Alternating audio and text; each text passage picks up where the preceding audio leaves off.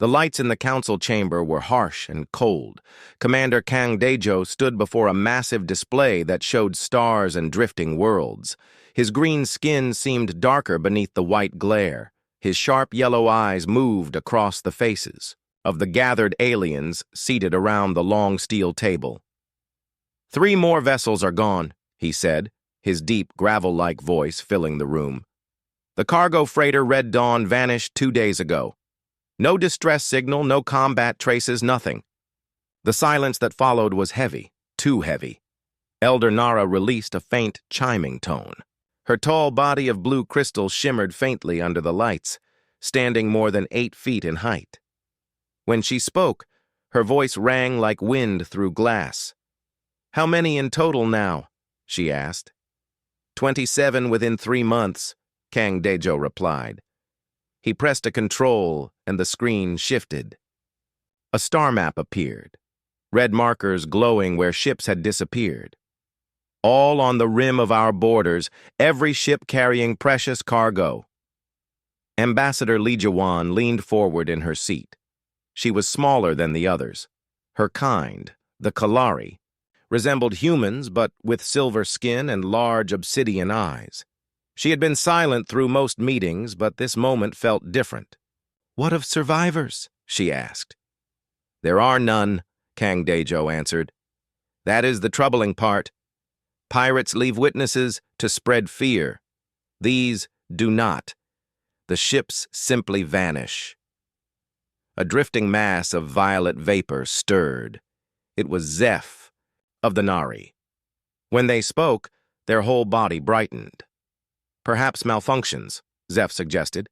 "Engines fail, asteroids strike, accidents happen."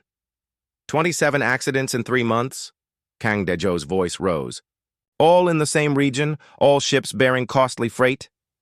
He shook his massive head. "No, this is no misfortune. Someone hunts us." Elder Nara's crystalline form gave off a tinkling sound, like bells considering. "And wreckage? Any trace?" "That is the strangest matter," Kang Daejo rumbled. Another button pressed, more data filled the screen. Strange signals, unfamiliar patterns. Energy detected at each site. None resemble weapons we know. Li Jiwan leaned in, studying the strange wave forms. She had always been sharp with technology. Her mind quick with patterns. Something in those numbers stirred her memory, though the source eluded her. "These readings," she said slowly, "they almost echo ancient tales." "Tales?" Kang Daejo's head snapped toward her. "Explain!" Jiwan rose, crossing to the screen. She pointed to jagged lines of power. "These levels exceed any known arms, yet I've seen echoes of them, buried in old archives, myth records." "Myths are nonsense," Zeph flared, gas swirling violently. "We need fact, not stories." But Elder Nara leaned forward, intent. "Which myths, Ambassador?" Jiwan's voice lowered.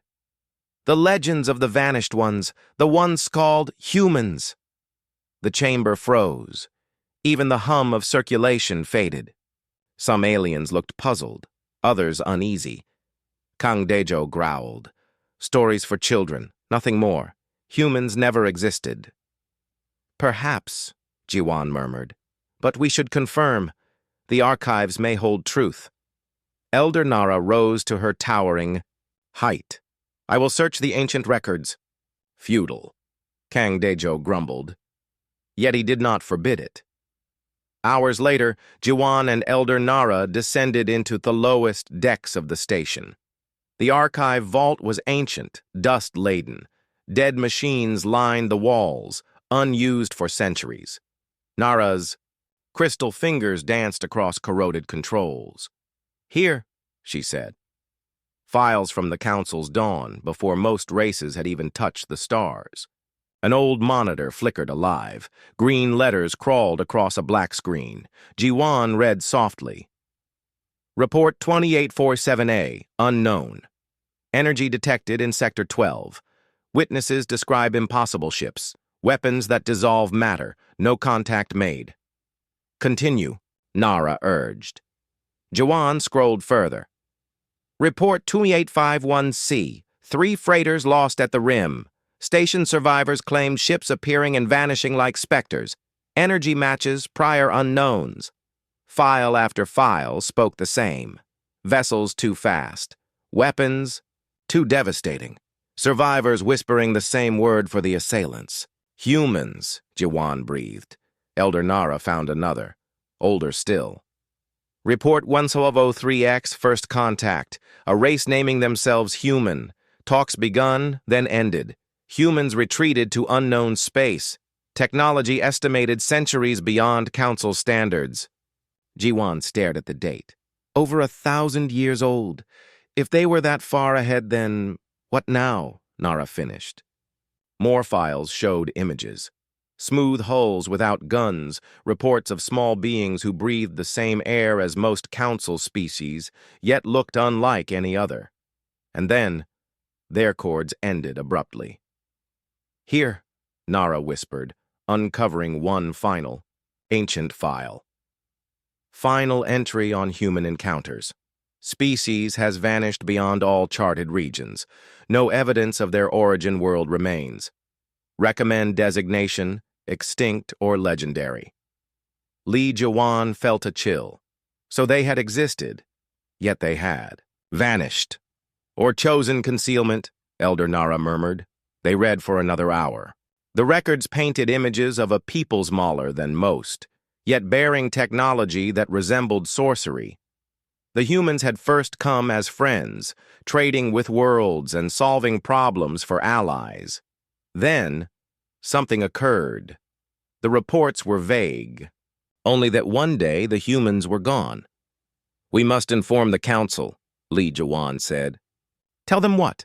Nara asked. That nursery tales might be fact? Before Jiwan could reply, their communicator shrieked. The sharp tone meant only one thing. Emergency. Kang Dejo's voice thundered over the channel. All Council members, return at once. We face a crisis. They rushed through the station's corridors, passing frightened aliens hurrying the same way. When they entered the meeting chamber, disorder reigned. Alarms echoed, and the vast screen blazed with a feed of nearby space. What's occurring? Jiwan demanded. Kang Dejo pointed. A massive surge detected at the system's edge.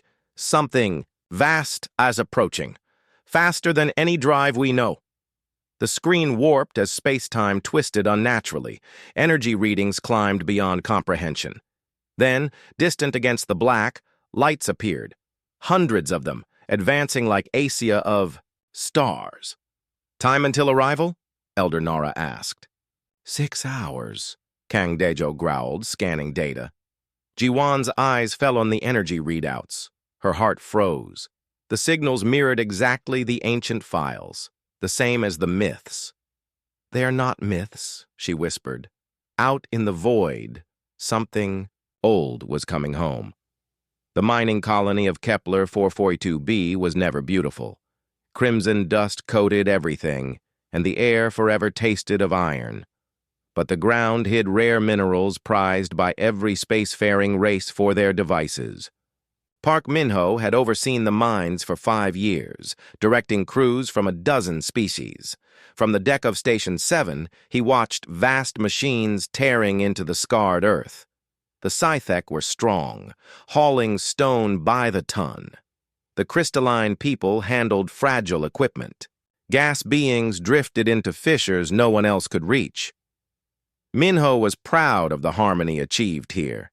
Different needs, different habits, yet they made it work. Boss, called Gina from communications.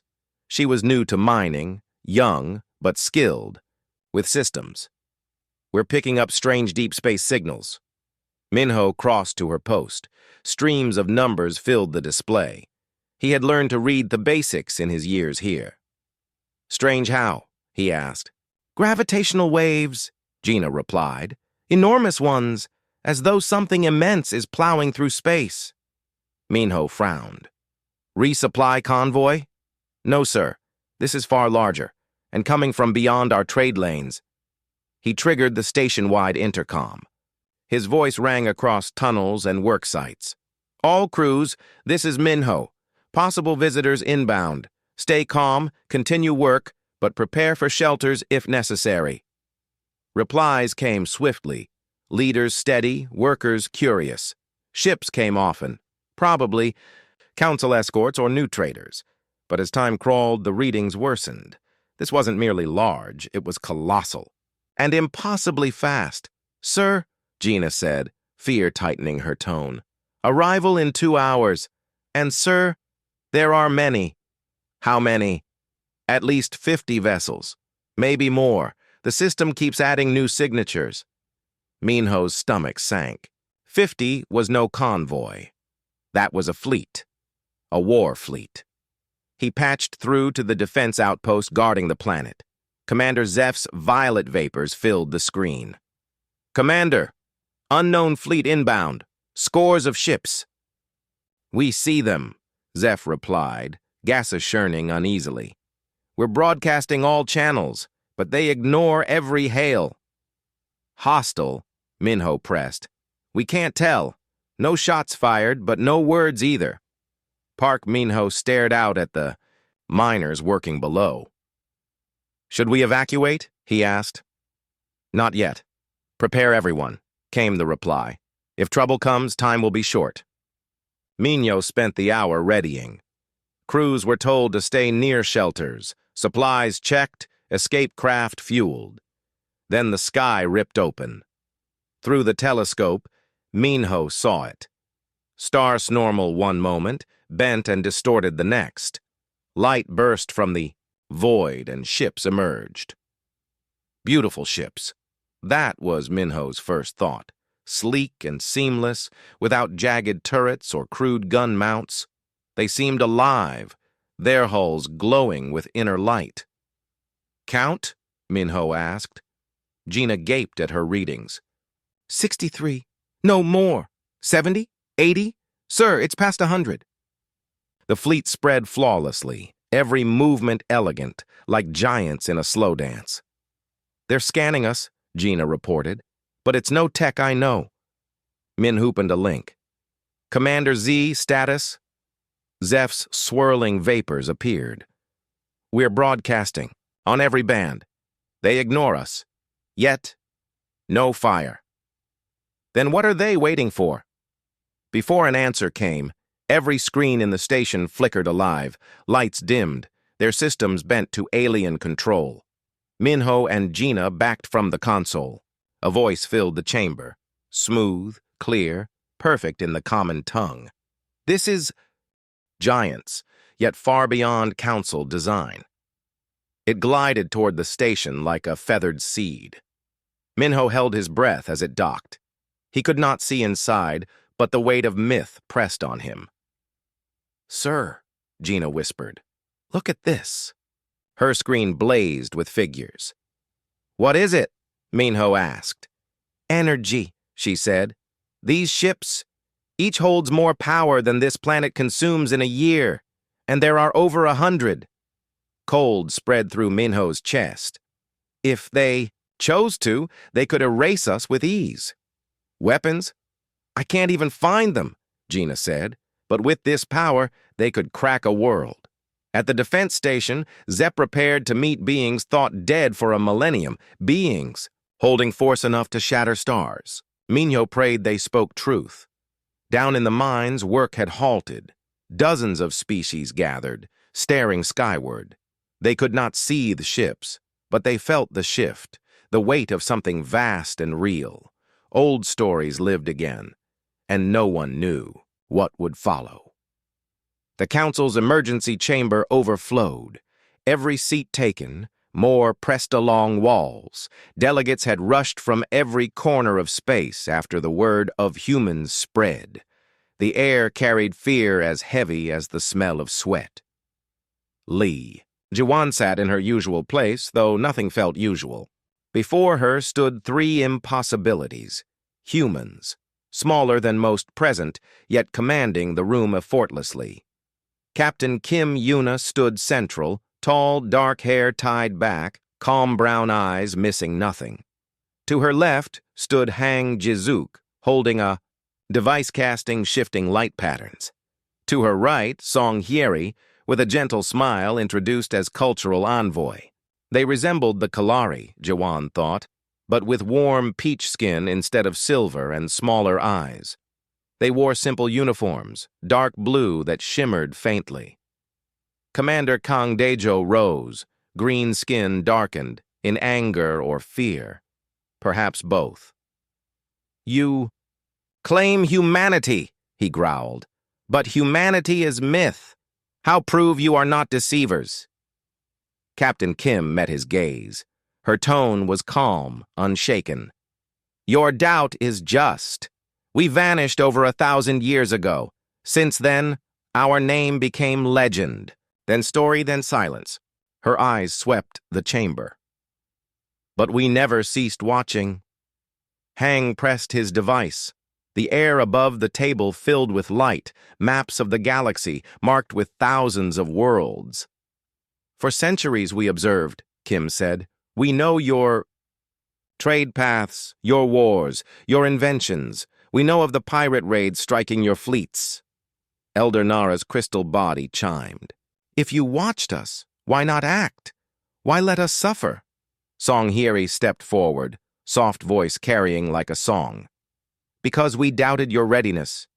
Last time we met, it ended badly. Some feared us, some sought to steal from us. War nearly followed. So you abandoned us," Daejo accused. "We withdrew," Kim corrected. "We did not forsake. We moved beyond your reach." "Where?" asked Zay, the gas being finally speaking. Curiosity now outweighed their fear. Hang pressed. Another button was pressed, and the display shifted. To reveal the galactic rim, a region seldom touched by ships.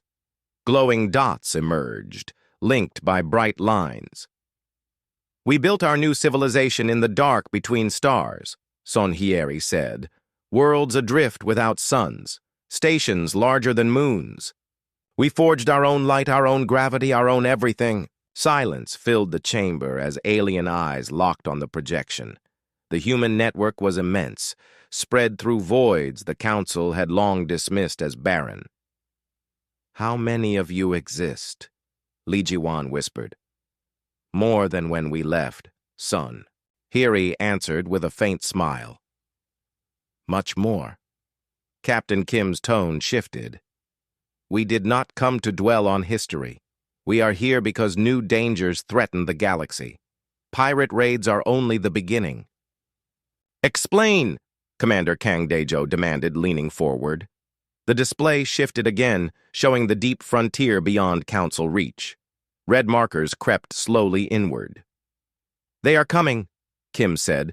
"Beings beyond this galaxy. They advance still, but when they arrive, diplomacy will mean nothing." "How can you know?" Elder Nar asked.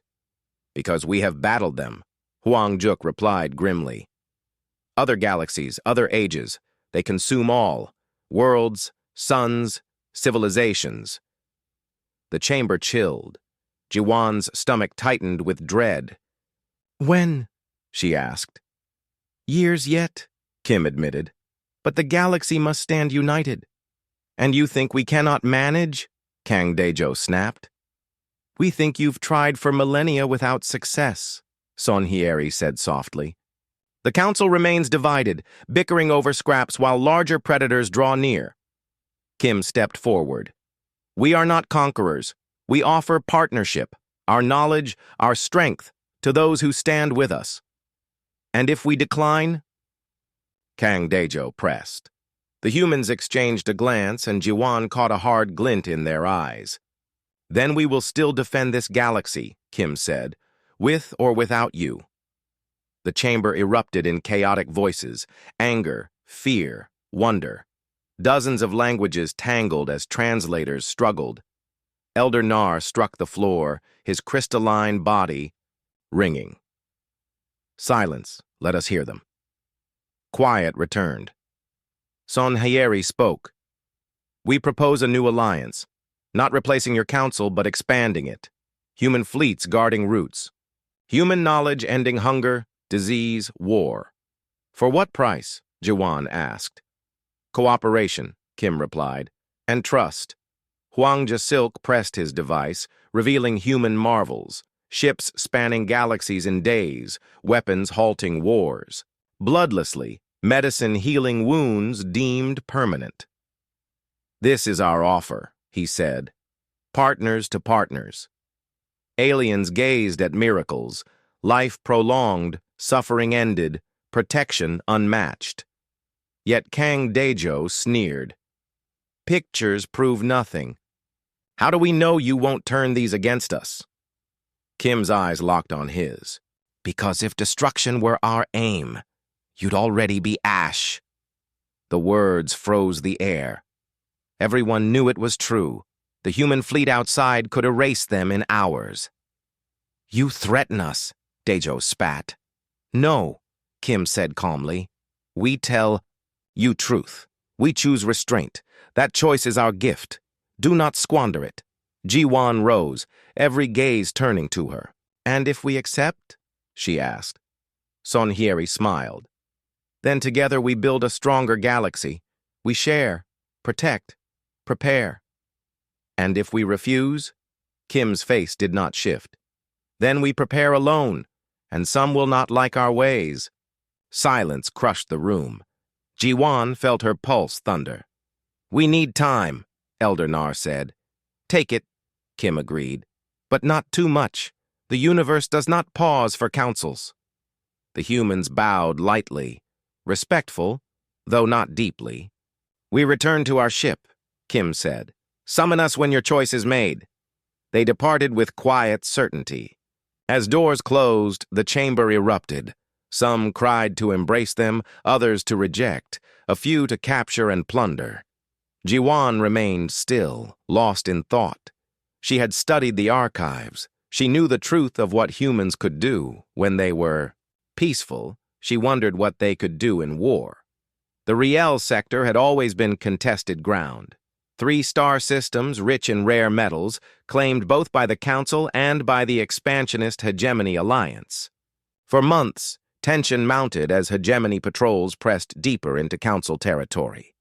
Admiral Yang Tai-jun stood tall on the bridge of his flagship, Prometheus. Through the main viewport, the rest of his small fleet hung in formation, 12 human ships, fragile compared to the massive Hegemony Armada advancing toward them. Admiral, said Lieutenant Bay from communications, the Hegemony is broadcasting. Put it through, Yang replied calmly. A harsh, buzzing voice filled the bridge. The insectoid alien commander spoke in guttural clicks, smoothed into words by the translator. Human vessels, you trespass in Hegemony space. Withdraw or be annihilated. Yang's lips curved faintly. Open a channel. Channel live, sir. This is Admiral Yang Tai-jun of the Terran Fleet. These systems are Council territory. It is you who trespass. The Council is weak, the alien sneered. We take what they cannot defend. Leave or be destroyed. Yang studied his tactical display. 3 Hegemony fleets converged, over 200 ships, with dreadnoughts capable of shattering worlds. His dozen vessels stood outnumbered 20-1. Sir, his tactical officer whispered. Do we call for reinforcements? No, Yang said coolly. Let them come. At a Council monitoring station 3 light-years away, Huang Jiao observed the display beside Ambassador Li Jiwan and other representatives who expected a massacre. Your admiral is brave, Li murmured, but doomed. Perhaps, Huang replied. We'll see. The first Hegemony fleet erupted from hyperspace. 50 spiked warships arraying in attack formation, weapons already primed, human ships. This is your last warning, came the alien transmission. Yang answered by ordering his fleet into combat formation. The 12 Terran ships moved with flawless precision, like dancers following music only they heard. The Hegemony fired first. Beams and missiles blazed across the void, enough to obliterate them instantly. Yet when the fire cleared, the human ships were gone. What? Li gasped. Where did they go? The Terran vessels had vanished, only to reappear inside the enemy formation. What followed was no battle but a demonstration. Human ships twisted as if physics bowed to them. Their weapons, beams of pure white, carved through shields like paper. How? Li whispered. Space is more flexible than most assume, Huang said evenly. We learned to bend it. A dreadnought, moon-sized, unleashed its arsenal on a lone Terran ship, but the human vessel blinked away, reappearing above the giant. One beam lanced downward, and the dreadnought shattered apart like leaves scattered on wind. The shields! How could they pierce them? Li stammered. We do not pierce them, Huang said calmly. We convince them we do not exist. Shields cannot block what cannot be perceived. The second fleet of 50 ships arrived, hurling devastation meant for cities. The Terrans met them head-on. The slaughter continued. On Prometheus, Yang watched his display with satisfaction. His ships executed flawlessly. The flagship phased, through a cruiser tearing it asunder. Around him his fleet danced between enemy barrages, returning fire with surgical precision. Sir, his weapons officer called. The third hegemony fleet is incoming. Let them come, Yang repeated. But the third commander, seeing the carnage, acted differently. Dropping from hyperspace, he opened comms at once. Human fleet, we surrender. We beg mercy, Yang considered. Withdraw from all council systems. Return stolen cargo and prisoners. Do so, and you may live. Agreed. We retreat immediately. Within hours, over 200 hegemony warships had been reduced to a scattering of survivors. The Terrans had lost none. On the monitoring station, council members sat in shocked silence. Elder Nar's crystal body remained still. Ambassador Li Jiwan stared at the feed, mind reeling. How many hegemony ships destroyed? She asked. 13, Huang said flatly. And human losses? None. The word struck the room like a blow. 12 ships against 200 and not a scratch. This changes everything, Elder Nar whispered. Yes, Huang agreed softly. It does. Aboard Prometheus, Admiral Yang listened to fleet reports. All ships operational. Weapons. Intact 0. Casualties had been minimal. It served as an excellent trial of their strength against hegemony forces. Admiral, Lieutenant Bay called out. Incoming transmission from Captain Kim Yuna. Put her on, Yang Taijun ordered. The captain's face appeared on the main screen, seated on the bridge of her own vessel within the Sol system, where diplomatic talks continued. Well done, Admiral, she said. What's your view of hegemony combat ability? Outdated, but plentiful, Yang replied. Their formations are rigid. Their weapons lack refinement. They prefer brute force over finesse. The Council's militaries are similar, though better coordinated. Still nowhere near us. Kim inclined her head. The Council debates our terms. This display will sharpen their minds. Your directive, Captain? Initiate Phase 2. Time to reveal what humanity forged in the dark. Yang smiled faintly. With pleasure.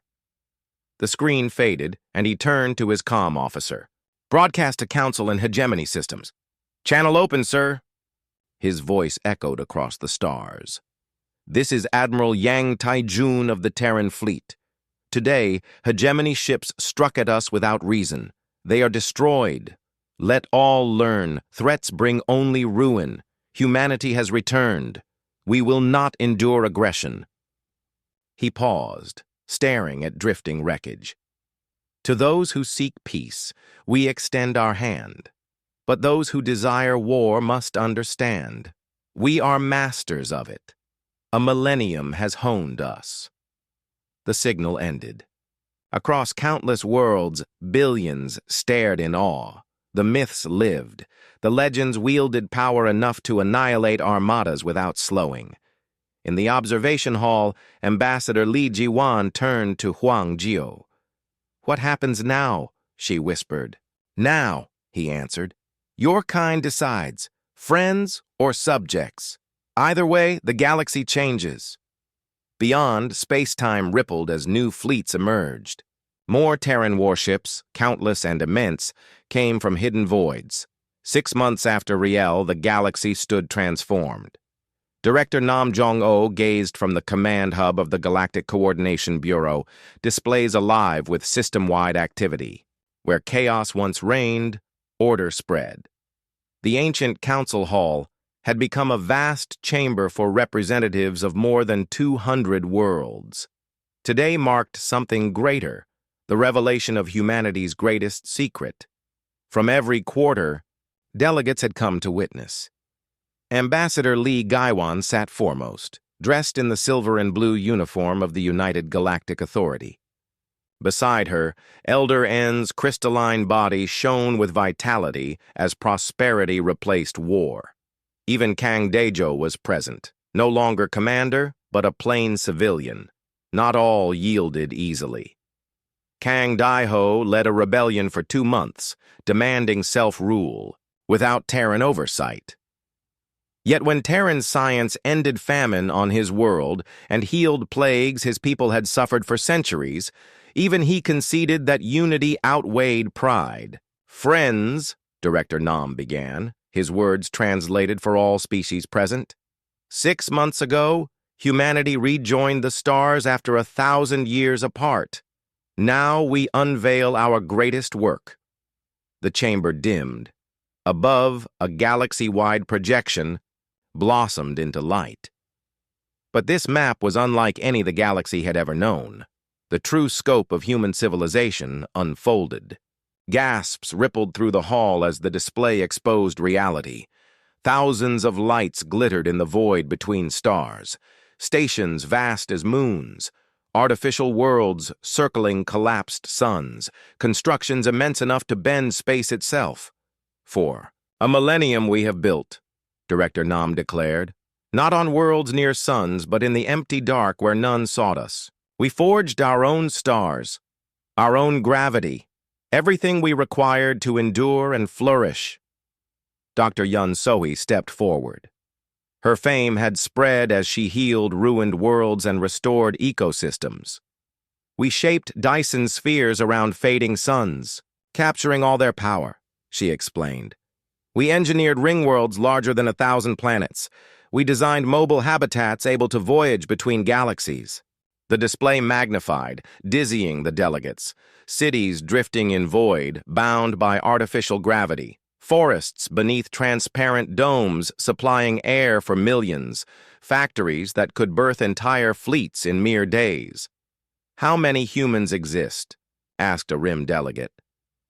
More than when we departed, Nam answered with a slight smile. The figure appeared, and silence fell. Humanity's numbers exceeded every expectation. They were no returning people. They were a galactic power hidden. In plain sight, Fleet Admiral Kim Yuna, newly promoted after her mission, addressed the assembly. Our fleets guard commerce across the stars, she proclaimed. Piracy has vanished, aggression halted. For the first time in history, travel is safe from one rim to the other. It was true. Pirate strongholds, long feared, now lay in ruin. Trade routes once deadly were so secure even merchants flew unescorted. The hegemony and other aggressors retreated to their own systems. Yet military might was only part of the truth. Dr. Yun activated another sequence, revealing human civil works. We shared medicine freely. Plagues are curable, wounds once permanent, now mended. On 17 worlds, hunger has ended. Proof surrounded them. Elder N's crystalline race, once dying from mineral depletion, had been restored within weeks. The gas-borne Nari, once trapped, now traveled anywhere in Terran vessels. And this is but the beginning, Nam declared. Today we unveil the Deep Space Transit Network. The image shifted. Lines of light bound every star system. Not hyperspace lanes, but instantaneous bridges. Travel that once required months now takes minutes, Kim explained. Captain Bae Suman, now communications chief, demonstrated. touched a panel, and a shimmering portal opened above. Beyond it gleamed a world of oceans and continents. "This is Earth," she announced. "Our first home. For the first time in 1,000 years, we invite you to visit." Excitement burst across the chamber. Earth, legend within legend, stood revealed. Aliens crossed the portal with Ambassador Li Jiwan leading. They stepped upon platforms overlooking cities and wilderness beneath blue skies and white clouds. More portals linked Earth outward. "Welcome to our first world," a guide said warmly. "And welcome to the community we will build together." Back at the station, Director Nam spoke again. "Soon, every world will join the network. We will share knowledge, help all peoples rise, but not all rejoice." Kang Dejo stood. "What of independence? What of self-rule?" Nam met his gaze. "You will govern yourselves. We do not seek dominion. We provide tools, protection, guidance, but choices remain yours. Yet choices bear consequences. We will never permit tyranny or conquest of innocence. Beyond that, you are free." It was balance, forged over months. Terran fleets enforced only simple laws. No slavery, no extermination, no predatory war. Within those bounds, cultures thrived, as they willed. Dr. Yoon revealed the final vision. At the galaxy's rim, sensors had found an oncoming force from intergalactic dark. "This is why we returned," she said gravely. "Within 50 years they will arrive. They do not bargain. They consume." The chamber quieted. Humanity had not come to subjugate. Humanity had come to defend. "United, we will protect all," Kim vowed. The ceremony ended as representatives of every race spoke the same pledge. "We stand united. We stand strong. We stand ready." Delegates departed through portals to distant homes. Jiwan lingered, gazing at Earth's image. Nam approached. "Your thoughts, Ambassador?" She smiled softly. "I think of the tales, that humans could perform miracles, traverse stars like gods. They were not myths, but prophecies. On Earth, alien visitors wandered awestruck through human marvels. Children of many species played in gravity-warped parks. In orbit, ships built new stations side by side. Borders dissolved as all labored toward common cause. And deep within hidden labs, human scientists prepared. For in 50 years, the destroyers would come. And they would not find prey, but a united civilization armed with wonders beyond comprehension. The myths had become truth.